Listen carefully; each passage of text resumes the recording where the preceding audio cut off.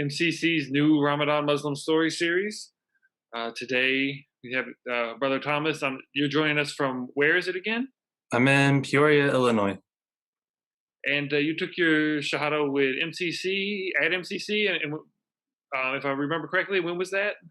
Yeah, that was summer of 2018. Okay, okay.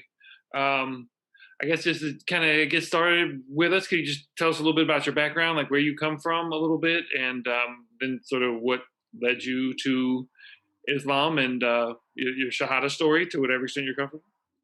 Yeah, absolutely. So I grew up in Kansas City, Missouri, and Kansas kind of right on the state line, so between the two. And yeah, I grew up in a mixed religious family. My mother's Jewish, my father's Christian, and so I had some experience and awareness of both traditions, but neither was really pushed. Like I didn't ever have to make a choice, but kind of had both of those be a part of my tradition as I was growing up. And I came out to the Bay Area when I started college at Berkeley. And around that time, I'd been interested in philosophy and started to become more and more interested in spirituality and started studying and learning about Islam. And it really made sense to me.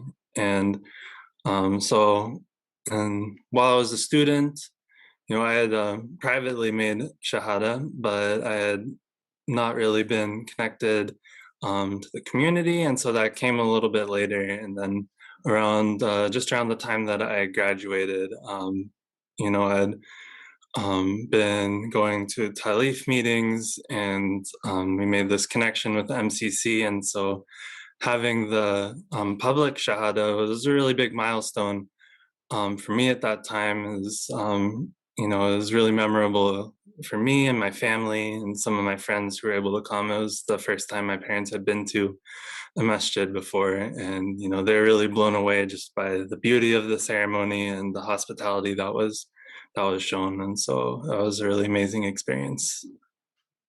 Yeah, that's just convert myself. I've seen a decent number of Shahadas, and I don't think I've ever seen one besides yours where the family was there. That's definitely, unfortunately, I suppose, atypical experience to have a mixed religious, a non-Muslim family be so accommodating and sort of accepting of somebody's conversion. It does a little bit like, were they out here at the time and just so happened to be that it worked out that way, or they just?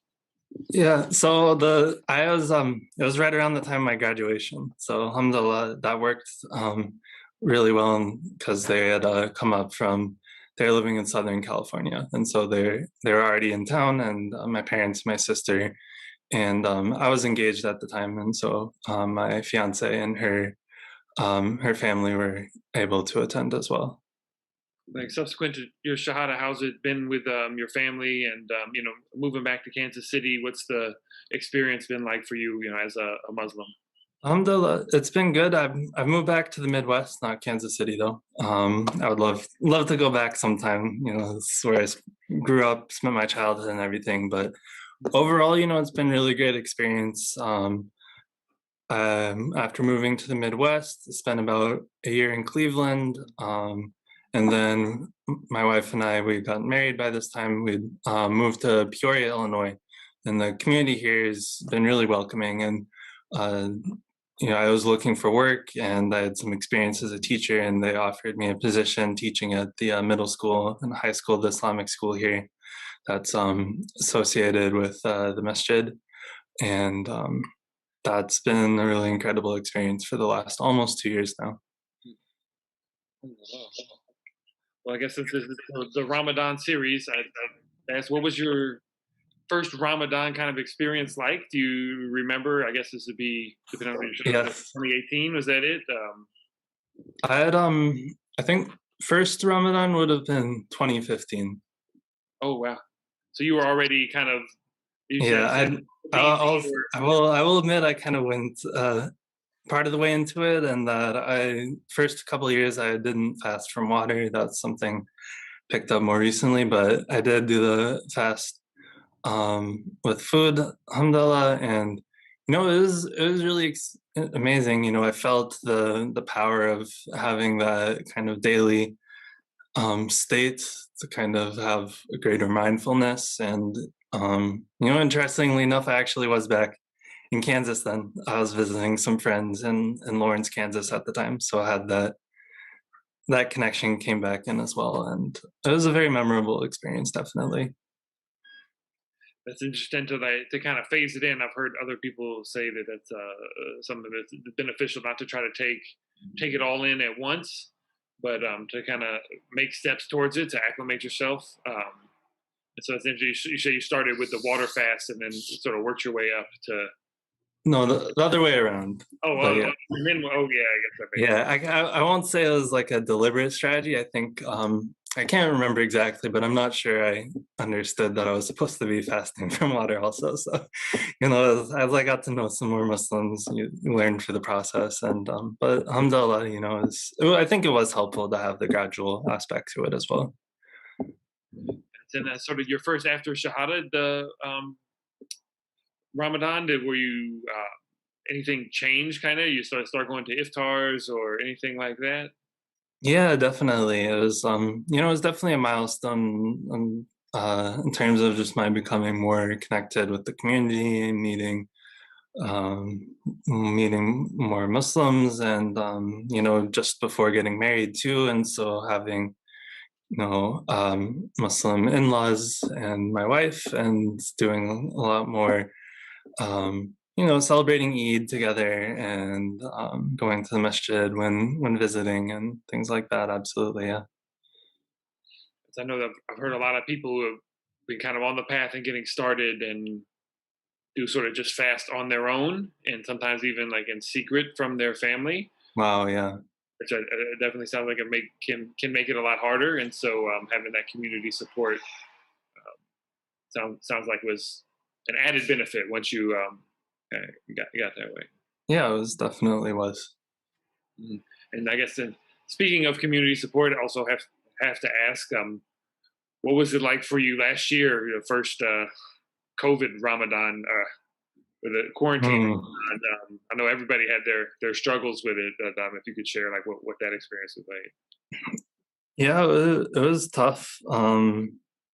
And I think especially being teaching, it's always something that's probably the most challenging part of the year for the students to, especially it's like right before finals and everything with the season to it right now. And so adding COVID on top of that is definitely an added challenge. And also that isolation of not going to school, but all we started doing e-learning around then. And um yeah, it was I gave less homework. I think we all tried to take a little more time for prayer and contemplation and reading Quran, and a little less of an intense focus. And also had my students do some reflections just on Ramadan to um, think about everything that was going on. That's you got any kind of plans for this year? I know we're slowly easing back out. Some people are getting the vaccine, but we're all still somewhat quarantined. And now we have a little bit of experience, I guess. Yeah, you have a particular Ramadan plan for this year? Um, nothing unusual, I suppose. I do want to. I've been learning Arabic as I've been practicing and just reading the Quran, and so inshallah, I think the this is a vague plan I'm kind of formulating off the spot, but the intention becoming a plan is I want to, really use the time, inshallah, to deepen my knowledge of Arabic, and the Quran in particular. I have some apps and some flashcards that I've been using, and practicing the writing too. So inshallah, this will be a good opportunity to really focus on that. Inshallah. Well, that's just, as a teacher, would be your suggestion to other new Muslims who, a lot of us like myself, I'm still struggling to learn Arabic as well. So with your educational background, be very interested to hear what your like what apps do you plan to use. It sounds like maybe do a little mix of writing and also reading. Like, yeah, what tips could you share for the rest of us as far as your learning approach? Yeah, I'd be happy to share some. I think the first two things that I did that really helped were just memorizing the letters, learning how to, when you get the letter recognition down, it makes it easier to start to spot read the words. And the thing that I found the most helpful with that was there's a website. I can share the link as well. It's corpus.quran.com, and there's some apps, phone and otherwise, that have this feature that you can kind of click any particular word and it'll show you the roots, and you can see all the usages of a word in the Quran. And so what I like to do is I like to just, as I'm reading the English translation, I'll be like, I'm interested in this idea. I want to see how it was expressed in the Arabic. And so that for me is a helpful way to just practice reading and getting more familiar with the vocabulary. And so that was what I started off doing. And then as I've gotten more into practicing just writing surahs that I'm, memorizing to help with prayer. And I also started using an app recently that has all of the words in the Quran. And so just going through those flashcards and practicing those as well. That's been my method up to this point for the most part. Well, I think I might take you up on some of that. Flashcard sounds like a good idea. I hadn't thought of. Cool. Well, then I guess as far as I know, they're coming from a non-Muslim background. We have, on the Christian side, it's like Christmas or Easter. On the Jewish side, I guess Passover, Hanukkah.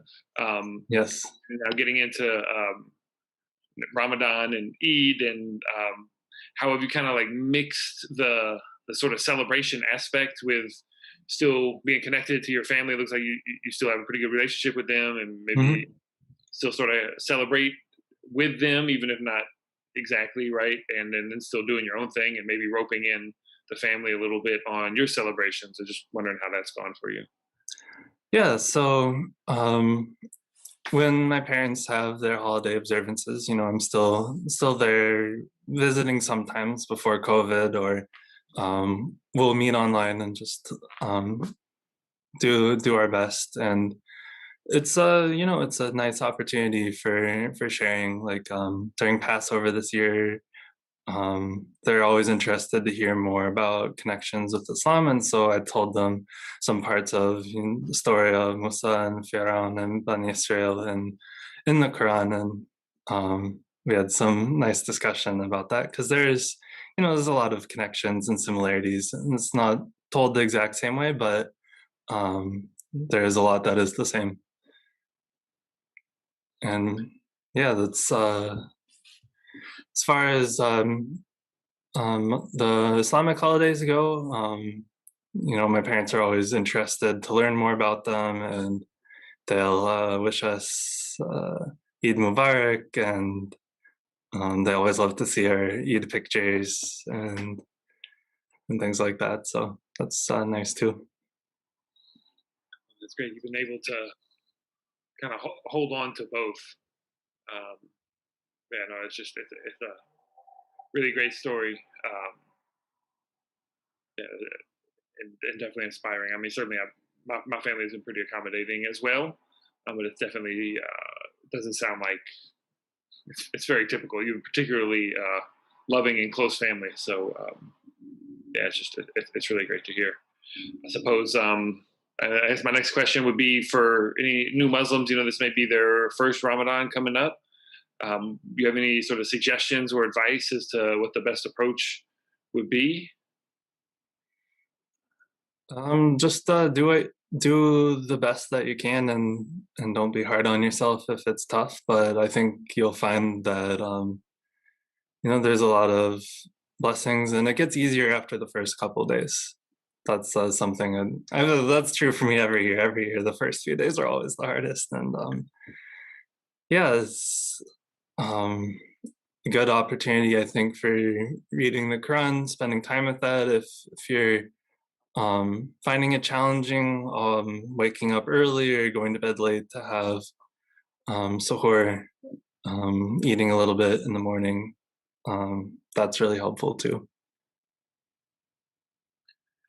If I guess if you could go back to 2018, 2015, when you were just getting started, I don't know if you could imagine that you'd be teaching at an Islamic school now, however many years later. Would there be anything you tell yourself, kind of in your the various phases along the way that like you wish you'd had known or anything like that? Hmm.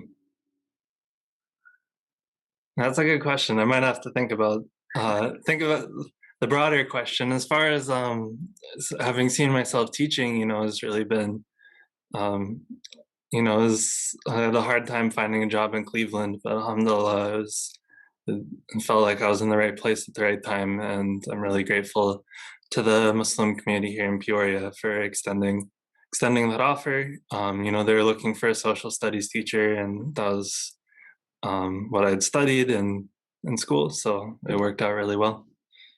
Mhm.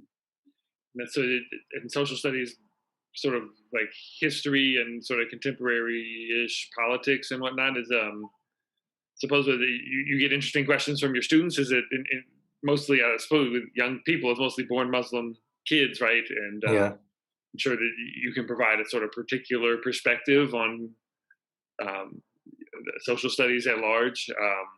What's the intersection of that like working with people who are sort of born and raised Muslim and then coming in from the outside and teaching them a little bit about this country and the history and all that? Yeah, it's been really interesting and rewarding. Being, I studied a lot of American history, so that came into play with like the middle school social studies and some of the civics class and the U.S. history class. And I like to tie in, Islamic themes because there's a lot of principles and a surprising amount of connections. And, both in American history, there's a Muslim history going back hundreds of years. And I think it's really valuable both to make sure we're learning, the true history of this country and not sugarcoating some things, and at the same time looking at the valuable contributions Islam can make to uplifting and helping people in this country and helping us understand how do societies work, how did Allah intend for societies work, and becoming educated about that. I feel like such an important part of our role as Muslims to help establish justice and be witnesses to injustice as well. Inshallah. I guess, is there anything when you were sort of first studying Islam back when you were in school, and first kind of exploring, any sort of part of that history that kind of jumped out to you and drew you in a little bit? I know for a lot of converts, it's the autobiography of Malcolm X. But Yeah. anything like that for you? Yeah, Malcolm X definitely a huge influence on me, and both learning more about his story and kind of thinking about foreign policy and wanting to see an end to all the wars that are going on. Making the connection and seeing, how Islam is misrepresented and how much value it can bring as a foundation for, establishing justice and orienting us in the world, from Malcolm X's struggle to the big issues of our time today. Many of them are the same issues that he was fighting for. That's it's interesting. You've heard that story before, where people get exposed to Islam through the media and the negative kind of portrayals, and then get into researching, and then like, oh wow, this is actually great.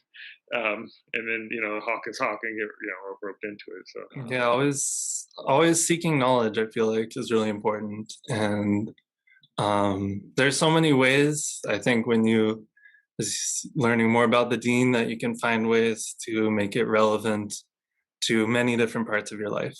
And like the business class that I teach, I love talking about like Islamic principles of economics and how to run business and all the different areas of sectors of the business, different kinds of businesses, and how it applies to each of those. And so I think that, maybe one thing to do if you're new to Islam and studying the deen is also, in addition to learning about the practices of worship and reading the Quran, also studying the history of Islam and how, or maybe whatever your profession is, or what your interests or hobbies are that you're interested in developing, see how those have what their Islamic history is. Might be really interesting and could be um, worthwhile too. No, that's a great piece of advice. Is there any particular like sort of sources that you go to again for me leaning on you as an educator? Um, What would you think are good access points for new Muslims to learn about Islamic history? yeah, I mean, there's such a vast literature base. It's Mm. I'd say, depending on what you're interested in. I mean, one that just popped to my mind, one of my other passions, as well as the social sciences, is environmentalism, environmental issues. I love gardening and um, have been teaching gardening club here at the school. There's a book by Ibrahim Abdul Mateen called Green Dean. And so that's an example of the kind of intersections that I love to learn about, is what are the environmental principles of Islam? How have those been practiced in Islamic history, and how can those be applied to dealing with the environmental issues we face today? And, it's pretty general. I think that all across the sectors of the economy, there are ways that we can bring more environmental stewardship to what we're doing. So that may be a good general resource. But I don't know, depending on what you're interested in, there are a lot of books out there you can find online or at the library, or ask people at the masjid, and they may have some sources or recommendations as well. Like you said, there's so much scholarship out there. It can be a little bit overwhelming, I think, especially when It can be, yeah. it's like, where do I start? Where do I start? Where do I start? Yeah, Like your advice is like, pick something that you're already passionate about or interested in or knowledgeable about, and then find something that directly relates to that. absolutely, yeah. You put it really well. That's what I was trying to say. So you said it. Thank And, you. Green Dean, I'm actually check that out. I'm a bit of a so-called tree hugger myself. So. Cool.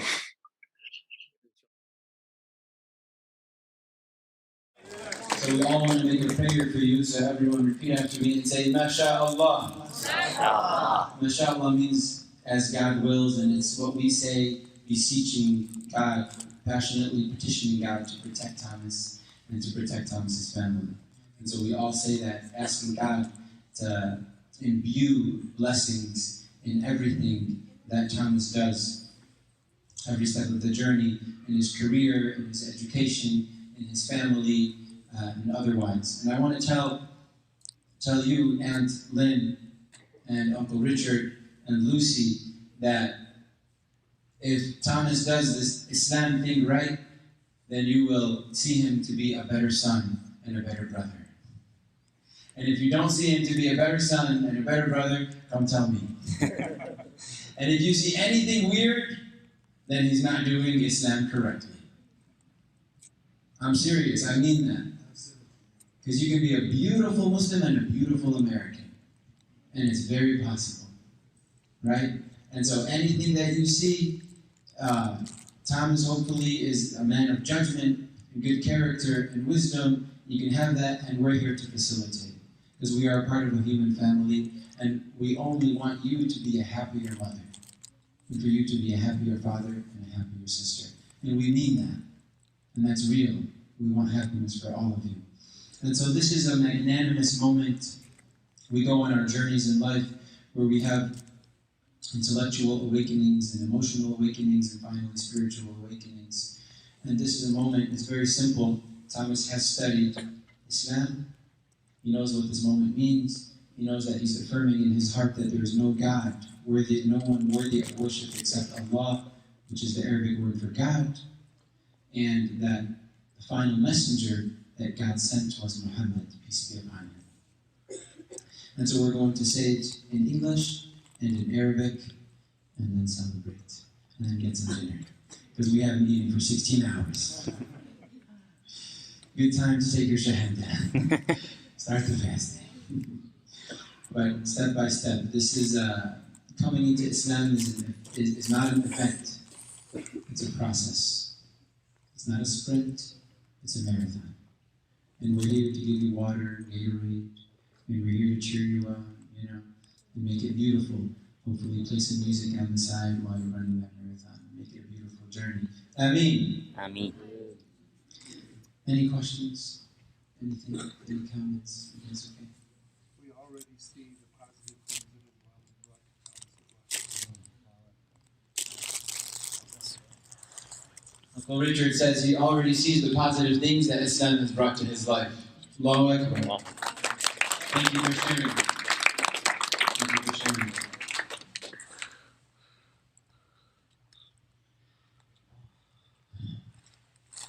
Thomas, hold your nose in. Repeat after me. We'll do it in English. And we'll do it in Arabic 3 times.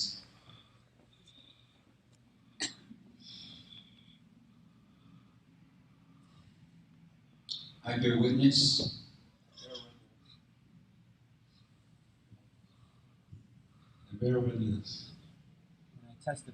And I testify that there is no one worthy of worship except Allah, and that Muhammad is the final messenger of Allah. I bear witness that there is no one worthy of worship except God. And Muhammad is the final messenger of God. Now in Arabic, Ashhadu an la ilaha illallah wa ashhadu anna Muhammadan Rasulullah. Second time. Ashhadu an la ilaha illallah wa ashhadu anna Muhammadan Rasulullah. Third time. Feel free to join in. Ashhadu an la ilaha illallah wa ashhadu anna Muhammadan Rasulullah. Allahu Akbar, Allahu Akbar, Allahu Akbar. La ilaha illallah, Allahu Akbar,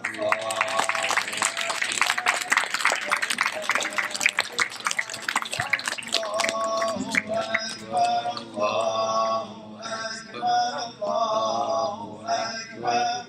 La ilaha illallah, Allahu Akbar, Allahu Akbar. وَلِلَّهِ الْحَمْدُ. Allahu Akbar, Allahu Akbar, Allahu Akbar. La ilaha illallah, Allahu Akbar, Allahu Akbar. وَلِلَّهِ الْحَمْدُ. Dear Lord God, we turn to you and we ask you to accept this moment from us. Ameen. Ameen. We ask you to bless Thomas in this moment, Ya Allah. We ask you to bless his family, to bless his mother, to bless his father, to bless his sister, to bless his future family, and to grant him wisdom, to gift him with wisdom, and to get him closer to you with gifts and not through texts. And we ask you to make him a beacon of light for humanity. And that is not difficult for you. You say be and it is. We thank you for the enormous blessings and endless, numerous blessings that we have. And we ask you to continue to shower us with blessings. We ask you to make Thomas a saint and a scholar, and to bless him in every aspect of his life, and to surround him with good people and beautiful people. And we ask you, Ya Allah, to gather all of us in your heaven. We know that your heaven is real. We know that you are real. No matter what anyone says, no matter which way, we acknowledge your existence and the reality of your being. And you are the one and the only God, the one and the only Creator. And we ask you to gather all of us in your heaven without judgment. Ameen, Ameen, Ameen. And we conclude with the recitation of the first chapter of the Quran together. أعوذ بالله من الشيطان الرجيم. بسم الله الرحمن الرحيم. الحمد لله رب العالمين الرحمن الرحيم مالك يوم الدين إياك نعبد وإياك نستعين اهدنا الصراط المستقيم صراط الذين أنعمت عليهم غير المغضوب عليهم ولا الضالين. The time is like safely, Richard, and Lynn, Lucy, as you wish. You don't have to, whatever you feel.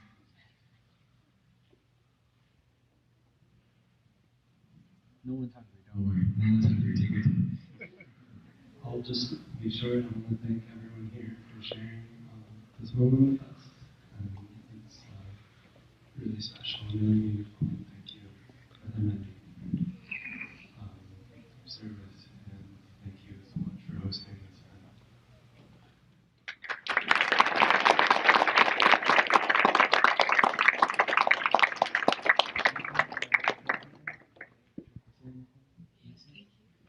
Just want to remind you that at this moment we believe in what the Prophet told us, that if you ever committed any sin or mistake, you have been clean, you have a clean slate.